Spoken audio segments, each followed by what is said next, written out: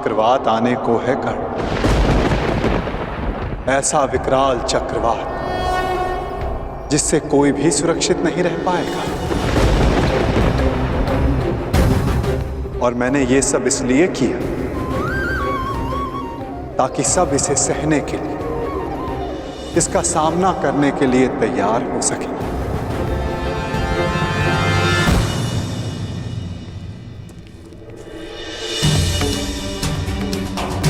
माताश्री, अब हमारे पीछे कोई नहीं, परंतु हमें शीघ्र ही जाना होगा ना। माता प्रतीक्षा कर रही होंगी। हमारे विलंब से चिंतित हो जाती हैं वो।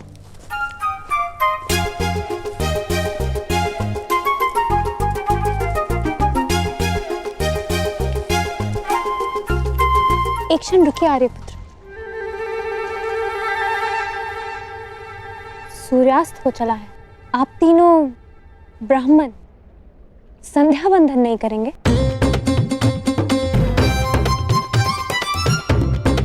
कोई ब्राह्मण किसी भी परिस्थिति में संध्या बंधन नहीं भूलता।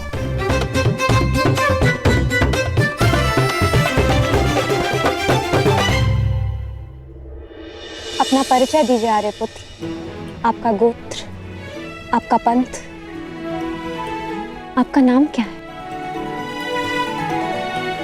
आपकी पत्नी जानना चाहती है धनुर्धारी।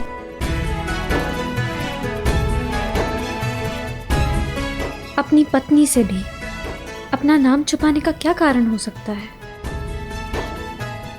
उस पत्नी से जो कदाचित आपको पहचान चुकी है।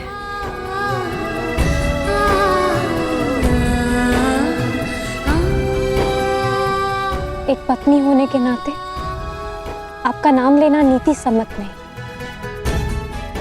परंतु आपकी आज्ञा हो तो क्या मैं आपका संभावित नाम ले सकती हूँ?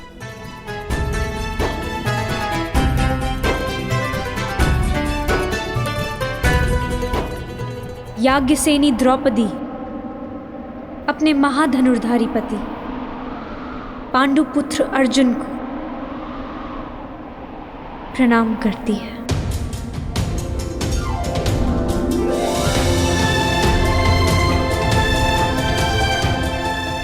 प्रणिपात आर्य अर्जुन।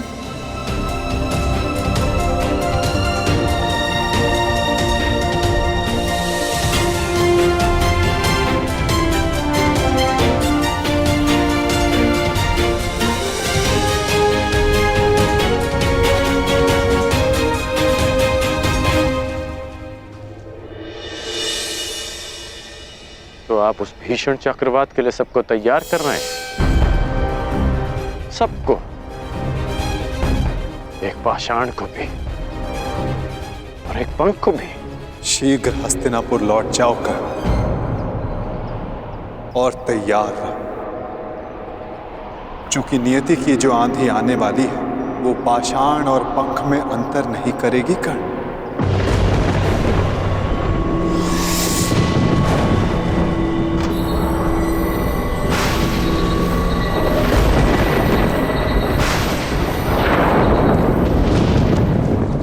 लगता है चक्रवात आने वाला है भ्राता। चिंता मत करो नकुल, हम समय पर घर पहुंच जाएंगे। परंतु माता से कहेंगे क्या? कहना क्या है? उन्हें चकित कर देंगे। हाँ, चकित ही सही, परंतु माता के मुख पर मुस्कान तो आएगी।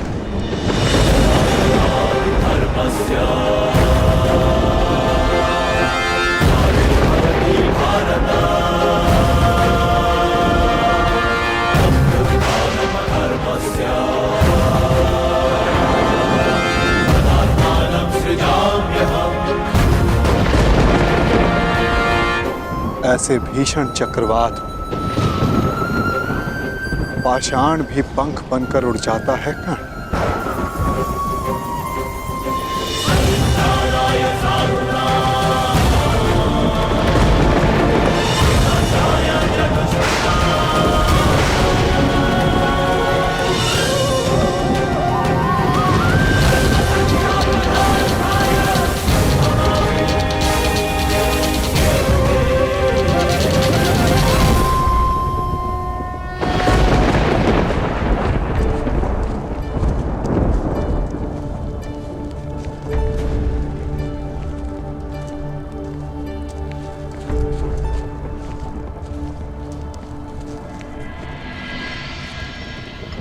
माता देखिए, आज हमने भिक्षा में क्या प्राप्त किया है। देखना क्या है, भिक्षा ही लाए होगे ना। माता श्री, आपको देखना चाहिए, आप चकित रह जाएंगी। आ रही हूँ भीम। शीघ्रता कीजिए माता। ऐसी भी क्या शीघ्रता, जो भी लाए हो तुम पांचों भाई सदा की भांति उसे आपस में बांट लो।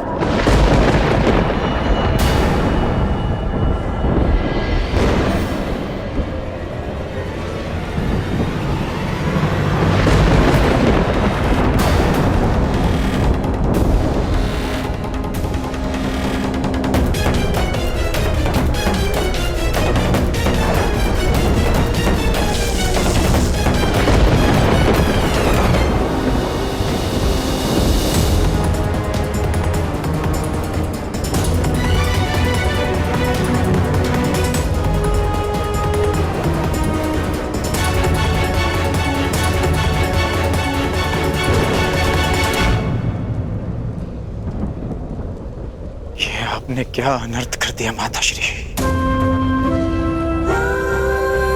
पुत्र, मैंने जो कहा भूलवश कहा।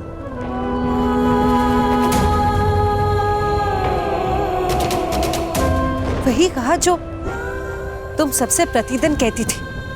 इसका अर्थ ये नहीं कि मेरी बात पाषाण की रेखा है।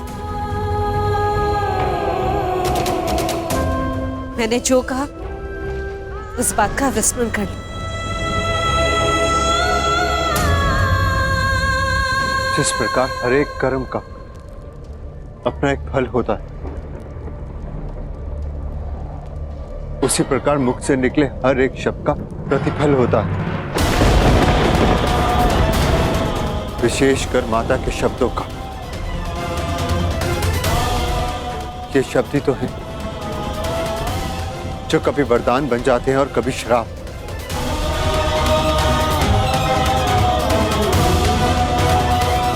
माता का वाग्दान माता की आज्ञा है, जो ना तो कभी भुलाया जा सकता है और ना लौटाया जा सकता है। परंतु भ्राताश्री, उन शब्दों का विस्मरण करना होगा। एक स्त्री 5 पुरुषों से विवाह कैसे कर सकती है? अद्भुत!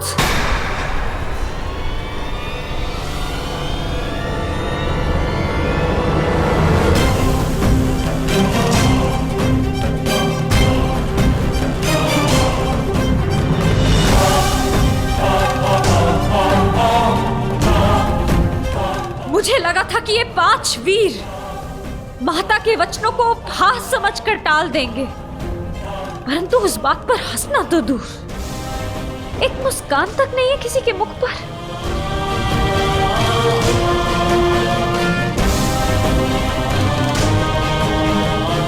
मुझे तो लगा था कि आप सब मुझे सांत्वना देंगे कि पांचाली, माताश्री ने भूलवश जो भी कहा उससे व्यथित ना हो, परंतु आप सब ये मंत्रणा कर रहे थे कि 5 पुरुष एक स्त्री से कैसे विवाह करेंगे।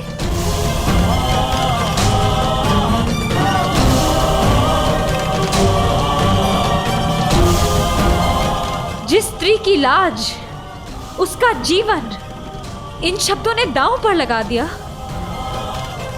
उसकी तनिक भी चिंता नहीं किसी को। स्त्री को भिक्षा की रोटी समझ लिया आप सबने।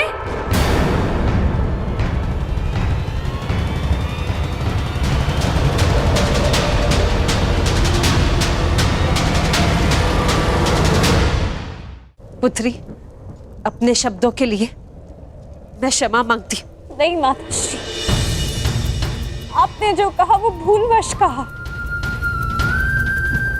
परंतु इन सब ने जानते समझते आपके साथ उपहास किया था। मेरी क्या भूल है माताश्री कि ये 5 भाई ये विवाद कर रहे हैं कि मुझे कैसे बांटना है।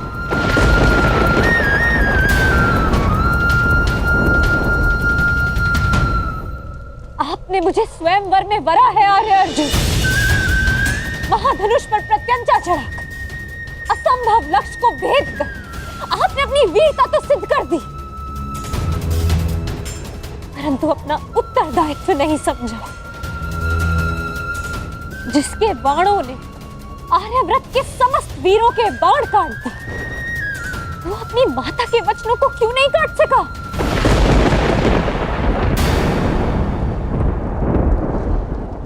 धर्मराज समझे जाने वाले प्रथम पांडवश्री माता के वचन झूठे सिद्ध, इस अधर्म की व्याख्या आप कर बैठे, परंतु एक स्त्री के मान की रक्षा का धर्म वो नहीं सूझा आपको।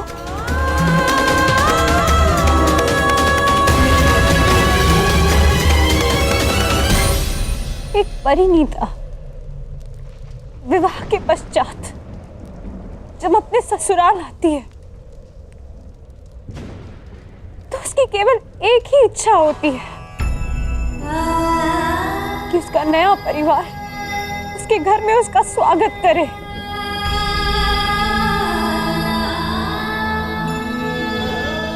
परंतु यहाँ मेरा बंटवारा करने पर विचार विमर्श कर रहे हैं आप सब, अपनी माता को चकित करने के प्रयास में।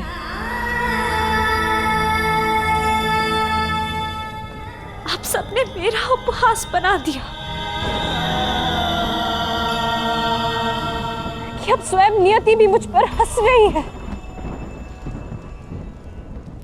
क्या स्त्री एक विजेता का स्मृति चिन्ह है कि एक पल दिखाकर उसे प्राप्त करता है, एक उसे बांटने को कहता है और फिर शेष उसे बांटने की विधि खोजने लगते हैं।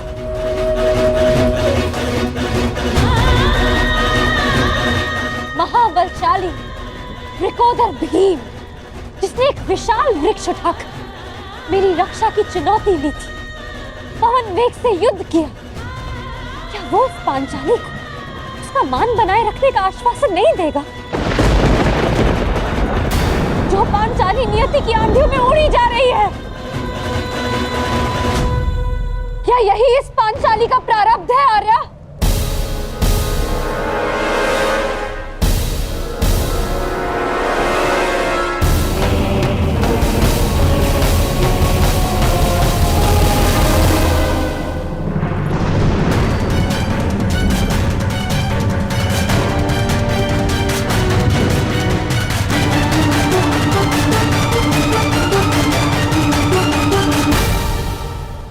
स्वागत है अंगराज कर्ण, स्वागत है।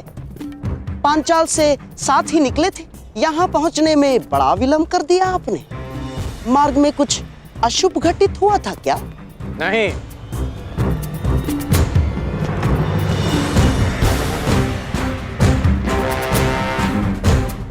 परंतु आपके इस भांति मार्ग में आने का अर्थ है कि यहाँ अवश्य कुछ अशुभ घटित होने वाला है। तुम्हारी विलक्षण बुद्धि को देखकर कभी कभी मुझे आश्चर्य होता है कि क्या तुम सचमुच सूत पुत्र ही हो? और एक बात, क्या द्रौपदी का वरण करने वाला वो युवक सचमुच ब्राह्मण पुत्र था अंगराज? है? और प्रश्न तो यह भी उठता है कि अर्जुन जैसे महाधनुर्धर का सामना करने में सक्षम कर्ण ने उस ब्राह्मण से युद्ध क्यों नहीं किया? अर्थात परशुराम शिष्य को पराजय का भय हो ही नहीं सकता। तो उस युद्ध से पीछे हटने का कारण क्या था अंगराज कर्ण? क्योंकि एक सच्चा योद्धा युद्ध नीति का पालन करता है, वो ना कारण किसी से युद्ध करता है और ना किसी का अधिकार छीनता है। उस युवक ने अपने बल और कौशल से वो स्वयंवर जीता है।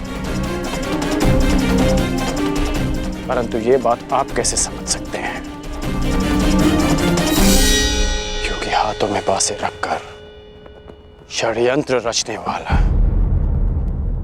एक सच्चे योद्धा का मन नहीं समझ सकता।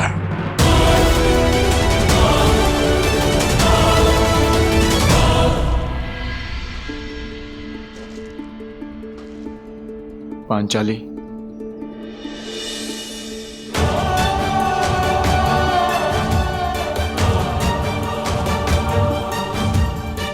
मुझे क्षमा कर दो पांचाली।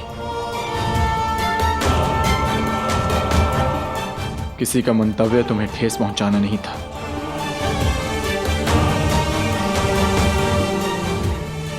स्त्री का मान ओस की बूंद की भांति होता है आर्य। भूमि पर गिरी और अस्तित्व समाप्त। तुम्हारे अस्तित्व की रक्षा होगी पांचाली। हाँ देवी अग्निसेन, ये सत्य है कि माता के वचन झूठे नहीं हो सकते, परंतु ये भी सत्य है कि नियति को तुम्हारा उपहास नहीं करने दिया जाएगा। इसलिए दोनों ही नातों में संतुलन बनाए रखने के लिए हम सब ने एक निर्णय लिया। तुम्हारा विवाह अर्जुन से ही होगा, ताकि तुम्हारा मान बना रहे और माता के शब्द झूठे ना हो। इसलिए शेष 4 भाई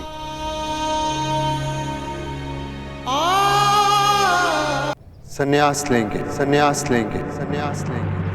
आप 4 वीर संन्यास लेंगे और इतिहास सदैव द्रौपदी को धिक्कारेगा कि पांचाली ने गृह प्रवेश करते ही 5 भाइयों को बांट दी। मुझे समझ नहीं आता कि आप लोग कोई सीधा सा हल क्यों नहीं ढूंढ लेते। माता ने जो कुछ भी भूलवश कहा, उसे भूल क्यों नहीं जाते आप लोग? ये संभव नहीं है देवी। माता के शब्दों को काट पाना हमारे वश में नहीं। माता के निवेदन पर भी यह संभव नहीं। माता के शब्दों का स्पष्ट अर्थ था कि हम 5 भाई तुमसे विवाह करें। बस!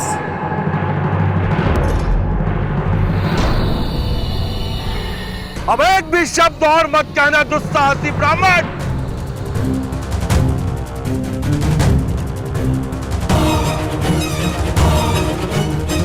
पांचाल नरेश द्रुपद की पुत्री का इतना बड़ा अपमान करने का दुस्साहस कैसे किया तुम सबने?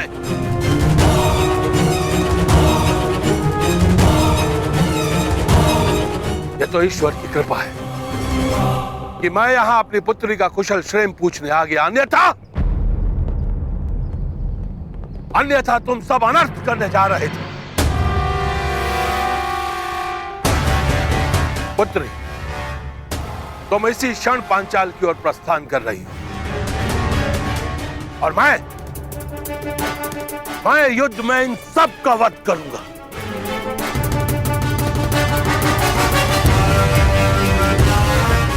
सर्वप्रथम तुम्हारा वध करूंगा।